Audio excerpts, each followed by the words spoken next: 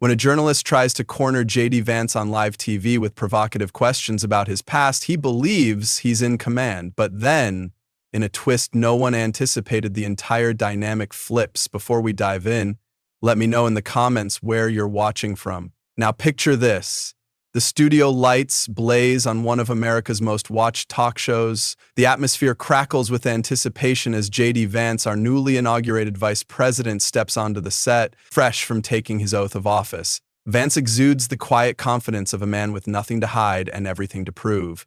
Yet Marcus Bennett, the show's host, has other plans. Known for his sharp tongue and liberal leanings, Bennett has spent weeks preparing for this moment. Although his producer promised a respectful discussion about the new administration, the glint in Bennett's eyes reveals a different agenda. As Vance takes his seat, the usual pre-interview pleasantries are rushed and mechanical. Bennett's smile never quite reaches his eyes, and the production team seems unusually tense. Vance, drawing on his Marine Corps training, senses an ambush. Every instinct tells him that Bennett's questions are loaded with hidden landmines. The first question comes wrapped in a smile, yet Vance can't help but notice Bennett's white-knuckled grip on his interview cards. Mr. Vice President, Bennett begins, his voice oozing artificial sweetness. Let's talk about your remarkable journey from Trump critic to his second-in-command. Vance returns a measured smile, his eyes reflecting the wisdom born of hard-fought life lessons. You know, Marcus, that's actually a perfect place to start, he says, because it speaks to something bigger than politics. It speaks to the American capacity for growth and understanding. The audience leans forward, surprised by the absence of defensiveness in Vance's response. Bennett shifts in his chair, his carefully rehearsed follow-up suddenly losing its edge. Growth and understanding, Bennett mocks, his tone laced with derision. Is that what we're calling it now? Some might argue it's just political convenience. You see, Marcus, Vance replies steadily, in America, we cherish the tradition of changing our minds when presented with new information. When I criticized the president years ago, I viewed things through a narrow lens, but then I witnessed something remarkable. I saw his policies begin to help the forgotten Americans I wrote about in my book. For a moment, Bennett's expression tightens imperceptibly. Vance continues, his gaze direct yet unchallenging. Let me ask you something, Marcus. Have you ever changed your mind about something important? Have you ever looked at the evidence and realized your first judgment might have been wrong? Bennett's pause lingers a fraction too long. We're here to talk about your changes, Mr. Vice President, not mine. He snaps, shuffling his cards as if eager to launch his next attack. Speaking of changes, Bennett continues, let's discuss your recent speech at the National Prayer Breakfast. You spoke about divine guidance in government decisions. Don't you think that's a dangerous mix of church and state? The audience tenses. Bennett has just trodden on sacred ground, and the spark in Vance's eyes reveals he's been waiting for precisely this challenge. Divine guidance, Marcus? Vance leans forward, his voice firm with conviction. What I actually said was that our founding fathers understood the importance of moral guidance in leadership. They weren't afraid of faith, they were afraid of tyranny. A ripple of amen echoes from the crowd. Bennett's jaw clenches. But surely in our modern, diverse society, he begins, only to be gently cut off as Vance raises his hand. Let me finish this thought because it's important, Vance says, his tone respectful yet firm. When I took my oath of office, I placed my hand on the Bible, the same way leaders have done throughout our nation's history. Not because we're establishing a state religion, but because we recognize that our rights come from God, not merely from government. Bennett glances at his producer, who watches intently from the sidelines. Then Vance adds, his voice carrying a note of personal reflection. You know, what's interesting, Marcus, when I was a Marine, nobody questioned our chaplain's presence. And with that, the debate deepens, an unexpected clash of convictions that leaves the audience pondering not only the issues at hand, but the very nature of growth, understanding, and the wisdom that spans generation. Nobody complained when we prayed before missions, Vance continues, because in those moments of truth, even the skeptics understood there was something deeper than politics. Bennett's face flushes. Let's move on to your relationship with President Trump. Your recent statement about him being God's instrument for America's renewal, don't you think that's a bit extreme? What I think is extreme, Vance replies calmly, his demeanor unshaken, is how Some in the media seem more concerned about a leader who prays than about policies that hurt American families. He pauses, letting his words settle over the silent studio. But since you brought up President Trump, let's talk about results instead of rhetoric. Let's discuss what's really happening in our communities since the inauguration. The studio falls into a remarkable quiet, with even Bennett's trademark rapid-fire interruptions momentarily subdued by Vance's steady presence and measured responses. Bennett's composure begins to crack. Let's talk about your background, Mr. Vice President. You've written about your humble beginnings, yet now you're sitting in the halls of power. Some might say you've forgotten where you came from. That's interesting, Marcus, Vance replies evenly, because where I come from, we judge people by their character, not by how well they fit into the Washington elite's expectations. Character, Bennett scoffs. Is that what you call this complete reversal on Trump? You once wrote quite passionately against him. Yes, I did, Vance says. And you know what takes more character? Admitting when you're wrong, standing up for what you believe in, even when people like you twist it into something else. The audience murmurs in agreement. Bennett tugs at his collar, his tone laced with condescension. Mr. Vice President, you've built your reputation as a voice for working-class Americans, yet here you are in an expensive suit, defending a billionaire. Don't you see the irony? The temperature in the room seems to drop as several audience members shift uncomfortably, but Vance's expression remains unchanged, a slight smile playing at the corners of his mouth. You know what I see, Marcus? I see someone who thinks an expensive suit can change a man's values. Let me tell you something. These values, the ones I learned from my grandmother in Middletown, Ohio, don't change with your zip code or your job title. Bennett's eyes narrow. So you're saying your transformation has nothing to do with political ambition, that we should just ignore your past criticisms, that we should accept that you're now President Trump's new, he pauses, letting the word hang, puppet? The words strike the room like a thrown gauntlet and several audience members gasp audibly.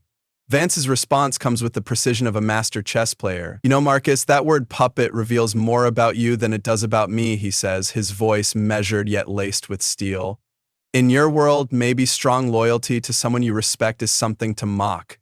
But let me tell you what I learned as a Marine. He leans forward slightly. In combat, you learn to judge a person's character by their actions, not by what the media says about them. I've seen President Trump's character firsthand, not the caricature you and your colleagues have created. The audience erupts into applause. Bennett tries to interject, but Vance presses on. You call it being a puppet. I call it recognizing true leadership when I see it. And yes, I'm proud to serve alongside President Trump. Bennett's voice drips with sarcasm. A man of your intellectual background must see the contradiction in supporting someone you once criticized. There you go again, Marcus, Vance replies calmly. You're so focused on finding contradictions that you're missing the point entirely. The real contradiction is ignoring what I've seen with my own eyes just to please critics like yourself.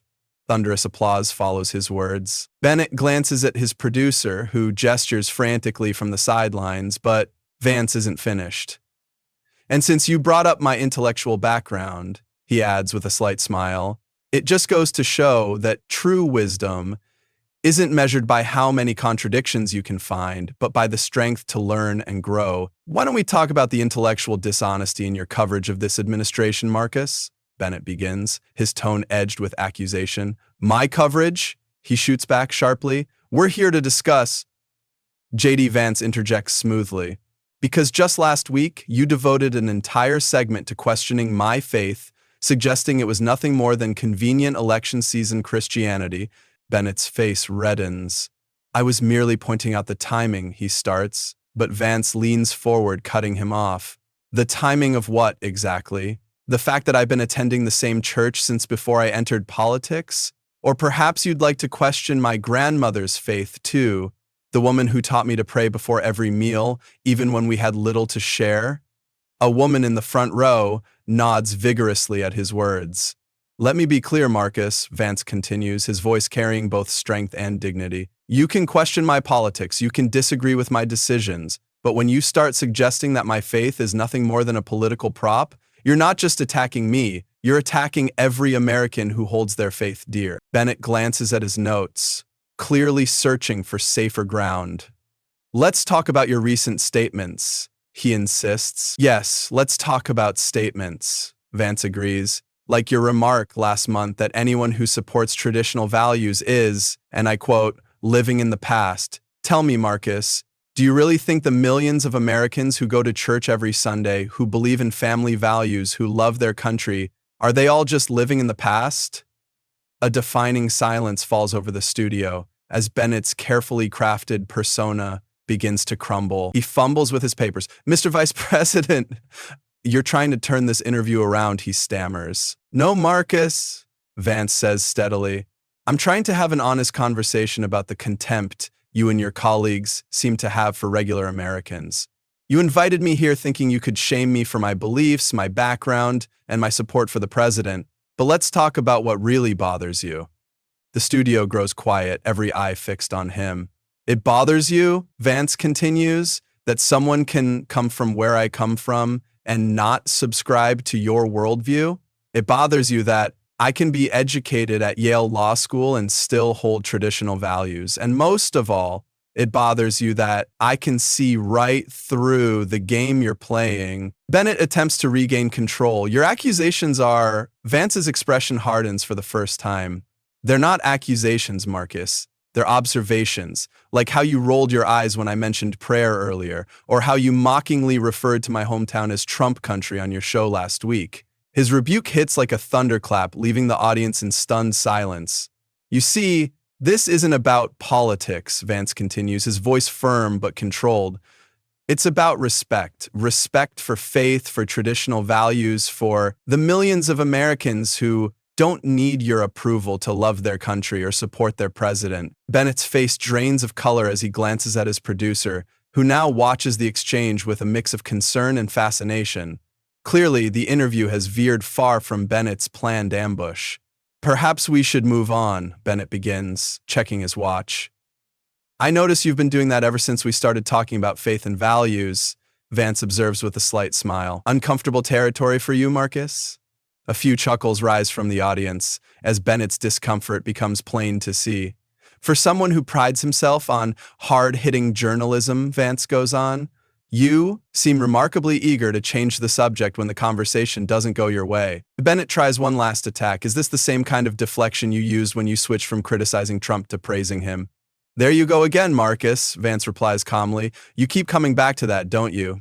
Let me ask you something. Have you ever changed your mind about someone after getting to know them personally, after seeing their true character instead of relying on media narratives? An elderly woman in the audience calls out, Tell him, Mr. Vice President. You know what the real story is here, Marcus. Vance's voice carries the weight of conviction. It's not about my past criticisms or my current position. It's about something that terrifies you and your colleagues, the fact that someone can think for themselves, change their mind based on direct experience, and stand firm in their beliefs despite relentless media attacks. Bennett begins, sweating visibly. Mr. Vice President, you're twisting my words. And with that, the debate hangs in a tense balance, the truth laid bare for all to see. No, Marcus, I'm just holding up a mirror, Vance interjects calmly.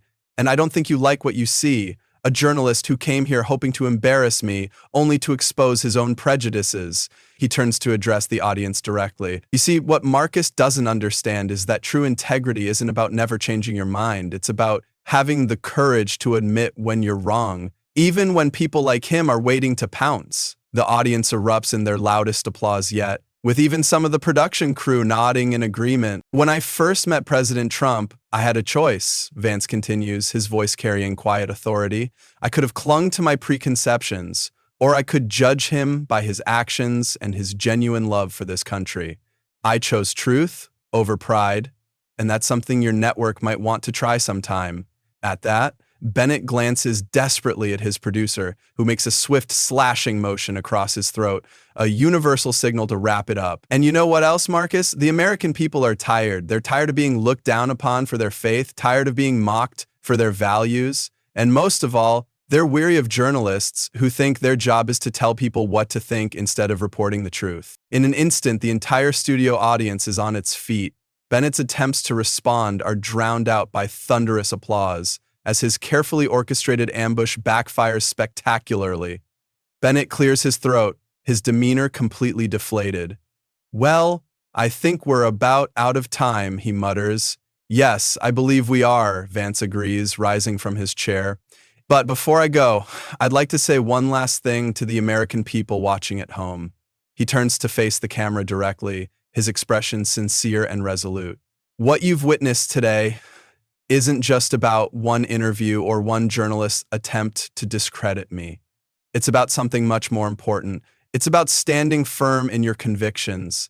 They thought they could shame me for my faith. They thought they could mock my support for President Trump. They thought they could force me to apologize for believing in traditional values. But here's what they don't understand. These aren't merely political positions. These are the principles that built America, the values that sustained us through hard times, and the truths that will guide us forward." Vance straightens his tie and stands tall. "To every American who's been ridiculed for their faith, mocked for their values, or told they're on the wrong side of history, stand strong. Because at the end of the day, character isn't about winning the approval of critics. It's about staying true to what you believe in."